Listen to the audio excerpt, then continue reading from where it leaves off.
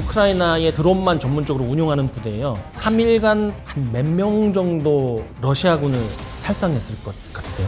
한 30명 이상을 했을까요? 근데 1명.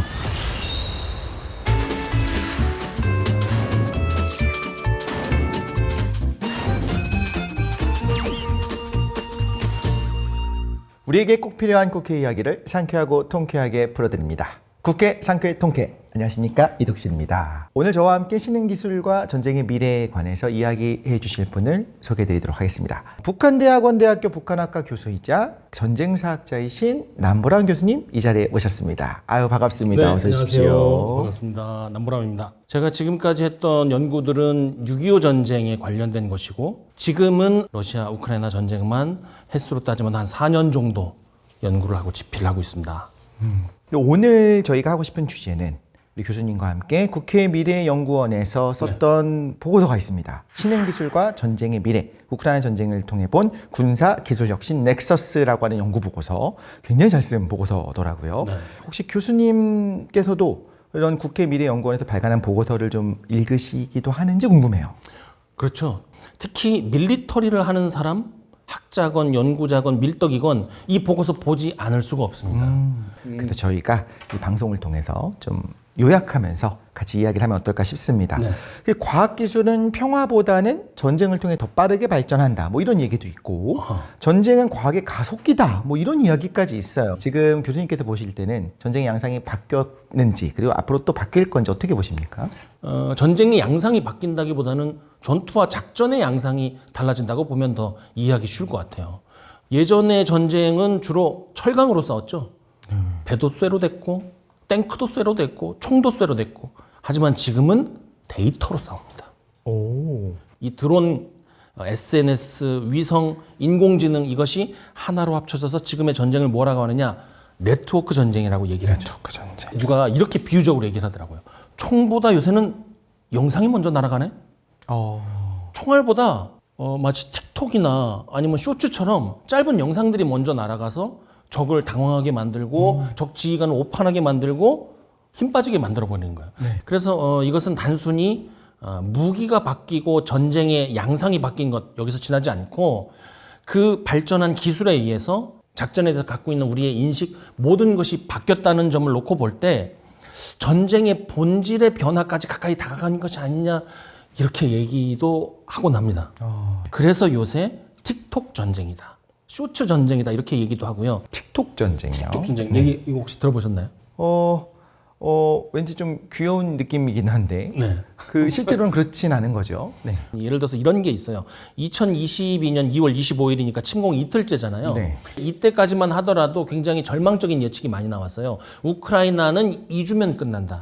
그런데 이 영상 하나로 전 세계의 분위기가 바뀝니다. 이 젤렌스키 대통령이 키우 거리에서 직접 스마트폰 카메라를 이렇게 들고 찍어요. 네. 그러면서 뭐라고 하냐면, 나는 여기에 남아있다, 도망가지 않았다. 전 세계를 향해서 이 영상을 띄우는 거죠. 대통령이 직접 남아가지고 이런 메시지를 던질 정도면 이거 뭔가 승산이 있겠는데 하고 적극적으로 도와주기 시작해요. 요즘에 이제 연구하는 사람들은 이것을 인지전이라고 얘기를 해요. 인지전이요. 근데 이 얘기는 사실 클라우제비츠가 굉장히 오래전에 한 겁니다. 전쟁은 무기를 가지고 상대를 물리적으로 타격하는 것이 아니라 네. 상대방의 의지를 변화시켜서 내가 원하는 것을 하게 만드는 것이다. 의지의 싸움이다.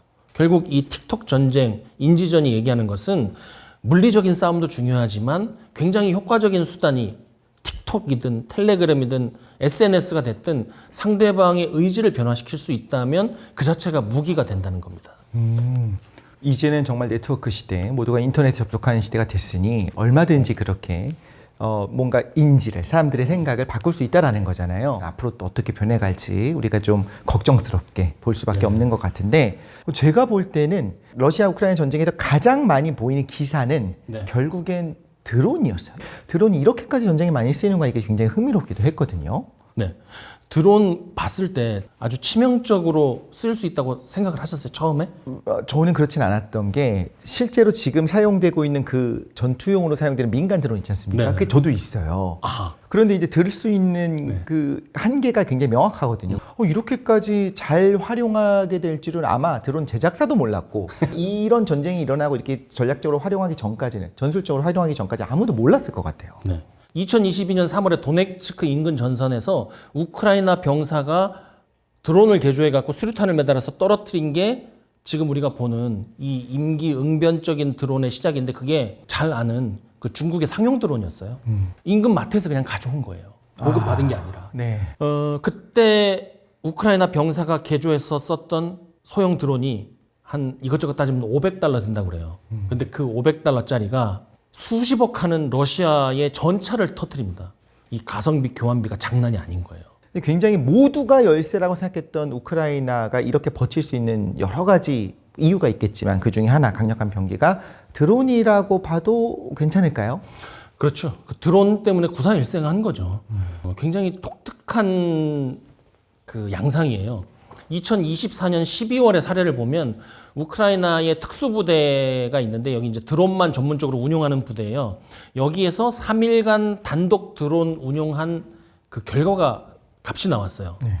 한 몇 명 정도 러시아군을 살상했을 것 같으세요? 3일 동안 3일 동안. 30명 이상을 했을까요? 그 정도가 딱 맞죠, 사실. 대단한 거죠. 그렇죠. 그죠? 근데 77명. 3일 동안. 네, 3일 동안 77명인데 사살만 77명입니다. 부상자는 40명에 달했으니까 그러니까 이제 이거는 완전히 게임 체인저라는 말을 저는 쓰기 싫어하는데 게임 체인저라는 말을 러시아 우크라이나 전장의 드론에는 조금 붙여도 돼요. 지금 우크라이나의 드론의 경우에는 살상률이라고 하나요? 그게 80%가 된다고. 이거 어마어마한 거지 않습니까? 그렇죠. 이게 가능한가 싶기도 한데 이게 드론과 인공지능이 같이 결합했기 때문에 가능했다고 봐야 될까요? 그렇죠. 이 예를 들어서 전장에서 보이는 저 불빛이 멀리서 봤을 때 네. 내가 타격해도 좋으냐를 판단하기 위해서는 굉장히 많은 데이터 값이 필요한데 간단하게만 얘기하자면 저 불빛이 차량에서 나오는 것이냐 사람에서 나오는 것이냐 이거를 판단해야 되는데 사람이 그걸 보려면 면밀히 봐야 되고 경험이 있어야 되고 또 이거 쏴도 될까요 말까요 시간이 지나가 버리고 이미 그 불빛은 사라지고 없습니다. 그렇죠. 근데 AI는 순식간에 판단해 버리는데 미국의 슈퍼컴퓨터에 연동된 AI는 인공위성이 지상에 있는 5cm짜리 화염원을 0.7초 만에 구분해낸답니다. 뭔지를요. 예, 저게 찬지, 소총 화염구에 남아있는 잔열인지까지. 네. 그러니까 80%가 가능한 거죠. 무섭긴 하네요. 상당히 무섭습니다. 네. 문제는 이렇게 거대하게 발전하는 이 테크놀로지가 이런 기술들이 전쟁에 먼저 적용되는 거로 시작이 됐잖아요. 또 걱정스러운 것은 이것이 분명 국제사회에 굉장히 윤리적인 또 국제법적인 문제를 줄 수밖에 없다는 생각이 들어요. 제가 독특한 경험이 하나 있는데 제가 2012년에 펜타곤에 파견 가서 드론 오퍼레이션 룸에 들어간 적이 있어요. 그때는 드론을 활용하는 초기였고 펜타곤도 여러 가지 실험을 하고 있었어요. 미국에서. 거기 네. 가면은 정말 영화에서 보는 것처럼 시커먼 방에 드론 오퍼레이터가 있어요. 화면 3개를 놓고 운용을 하죠. 옆에는 지휘관이 있습니다. 팔짱을 딱 끼고. 영화에 많이 보이는. 그거죠. 네. 그런데 이 옆에 제가 이해 못할 양복 2명이 앉아 있는 거예요. 이 사람들이 자꾸 뭔가를 하라 하지 말라를 자꾸 얘기를 해요. 국내법 변호사, 국제법 변호사입니다. 전장에서 사용되는 드론은 그 행동 하나하나가 다 불법입니다. 그 당시는. 네. 영공 들어갔죠. 민간인 지역 들어갔죠. 상대의 그 온갖 법을 다 위반하고 들어가는 거예요. 그리고 지금 우리가 생각해 봐야 될 문제는 결국 저는 이거라고 생각해요. 드론이 과연 총을 쏴도 되느냐, 인간에게. 그러니까요. 이것은 전쟁의 그 살벌한 죽느냐 사느냐의 문제와는 좀 떨어진 좀 속편한 얘기라고 할 수 있지만 드론으로 지구 반대편에 있는 누군가를 생명체를 작전에서 승리하기 위해서 내가 버튼을 눌러도 되느냐 이 버튼을 누르는 것은 내가 누구한테 허락을 받느냐 그 사람은 그것을 허락할 권리가 어디서 나오느냐 이 문제는 아직까지 남아있단 말입니다. 이 윤리 문제도 있어요. 그렇죠. 네. 여기에 대해서는 아직 우리가 토론이 부족한 상태입니다. 그렇죠.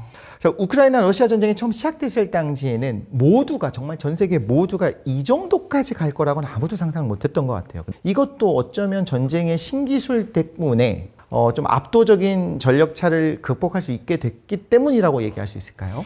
우크라이나가 전쟁 중에 브레이브1이라는 국방기술 클러스터를 출범을 시켰어요. 이것은 말은 어렵지만 한마디로 뭐냐면 온 국민이 똘똘 뭉쳐서 민관군 통합체계를 만들어서 전쟁에서 이기는 군대가 되도록 하자. 결국 이거예요. 이것을 또 뭐라고 얘기를 하면 혁신 생태계라는 겁니다. 혁신의 특징이 있죠. 외부에서 봤을 때는 와 혁신적이라고 하지만 실제로 그 혁신이 이루어지는 것을 보면 계획, 준비, 실행이더라는 거예요. 어느 날 갑자기 오지 않았다는 거예요. 우크라이나가 기본적으로 여러 가지 공업이라든지 아니면 첨단 과학기술에 대한 여러 가지 투자가 있었어요. 전쟁 나기 전에. 그러한 그 밑바탕이 있었기 때문에 혁신할 수 있었던 거지 전쟁 났다고 해서 전쟁통에 갑자기 혁신하는 것은 아니다. 이렇게 뭐 볼 수 있을 것 같습니다. 그런 면에서 또 제가 질문을 드리고 싶은 것은 우리나라, 한국의 안보와 국방에도 분명히 이런 우크라이나 전쟁을 통해서 우리가 배울 부분이 있겠다라는 생각이 들어요. 자, 그럼 구체적으로 우리 한국의 미래를, 우리의 국방을 위해서 주목해야 될 국방 기술들은 교수님이 보실 때 어떤 부분이 있을까요? 지금 현재 우리가 갖고 있는 것은 드론과 무기 체계를 연결하는 것이 중요합니다. 각 분야별로 필요한 기술과 그 실체들은 갖고 있어요. 네. 이것을 잘 연결을 해서 드론을 개발하는 동시에 대드론 방어 체계 구축이 필요하겠죠. 또 한 가지는 인공지능과 빅데이터 분석 기술입니다. 전장 상황을 실시간으로 파악해서 내가 먼저 보고 내가 먼저 때리는 것. 이것만큼 진리는 없거든요. 우리도 지금 방산 기업들이 세계 탑 수준입니다. 그리고 일반적으로 우리가 알고 있는 삼성, LG, 네이버, 카카오 이들이 세계적인 기술을 가지고 들어와서 우리 전투력에 기여를 하고 있단 말이죠. 그래서 민간군 협력 체계를 갖출 수 있는 법제 마련 그리고 국민들의 토론회장 이런 것이 또 뒤따라야 되지 않을까 생각합니다. 공감이 가는 말씀입니다. 왜냐하면 결국엔 국민들의 지원이 있지 않으면 제도의 정비가 쉽지가 않잖아요. 맞아요. 또 그런 면에서 우리가 좀 이런 과학기술이 전쟁과 어떻게 엮여 있는지를 바라본 이런 방송은 정말 귀하다, 보석 같다 이런 생각을 하기도 했고 오늘 굉장히 많은 이야기를 좀 나눠봤는데 마지막으로 우리 국회 상쾌 통쾌에 출연하신 소감을 간단하게 해주시면 됩니다. 여기 와서 이 프로그램 보시고 격조 있는 지식 나눠 가졌으면 좋겠고 그 지식을 여러분들이 가져갈 수 있는 데에 조금이나마 도움이 되었다면 제가 평생을 전쟁 사학자로 살아온 그 보람이 되는 것 같습니다. 불러주셔서 감사합니다. 감사합니다. 오늘 이야기 나눴던 주제들은 국회 미래연구원에서 가져왔고요. 미래연구원 홈페이지에 들어가시면 오늘 이야기 나눈 이 보고서 특히나 밀덕이라면 꼭 보셔야 되는 이런 보고서 꼭 한번 읽어보시기를 제가 추천을 드립니다. 오늘 귀중한 시간을 내서 출연해 주신 남보람 교수님께 다시 한번 감사의 말씀을 드립니다. 감사합니다. 상쾌하고 통쾌한 한판 토크 국회 상쾌 통쾌 전 다음 시간에도 흥미로운 주제를 갖고 돌아오도록 하겠습니다. 감사합니다.